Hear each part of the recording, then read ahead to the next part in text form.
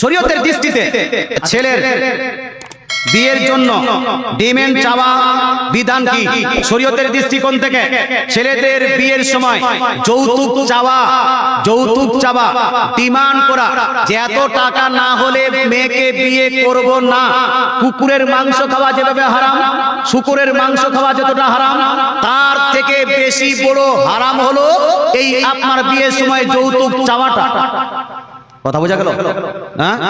কারণ শুকুরের মাংস খেলে শুধু আপনি পাপী হলেন, আপনি গুনাহগার হলেন, এটা অন্যদিকে রিঅ্যাকশন নেবে না, কিন্তু যৌতুকটা রিঅ্যাকশন নেবে। আপনি যৌতুক চেয়েছেন, আপনি মেয়ের বাবার উপর অত্যাচার করেছেন, তার উপর জুলুম করেছেন, তাকে লাঞ্ছিত করেছেন। আপনি যৌতুক চেয়েছেন, যৌতুক চাওয়ার পরে আপনার স্ত্রী যদি যৌতুক পরিশোধ না করে, আপনার মা অর্থাৎ আপনার স্ত্রীর শাশুড়ি তার উপর অত্যাচার করবে। অনেকগুলো মেয়ে যৌতুকের চাপের কারণে, যৌতুকের অত্যাচারের কারণে আত্মহত্যাও করেছে কি করেনি, বিস্মান করেছে কি করেনি। অনেকগুলো মেয়ে ফাঁসি লাটকিয়ে মারা গেছে।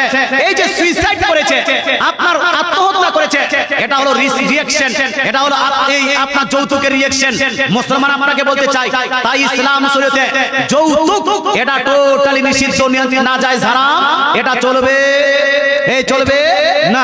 আমাদেরকে করা উচিত, যেই বিয়ে বাড়িতে গান বাজনা হবে, যেই বিয়ে বাড়িতে নাচ গান হবে, যেই বিয়ে বাড়িতে ডিজে গান বাজনা হবে, যেই বিয়ে বাড়িতে যৌতুক নেওয়া হবে, এই বিয়ে বাড়িগুলোকে টোটাল বাইকট করা উচিত, যে এই বিয়ে বাড়িতে আমি যাব না।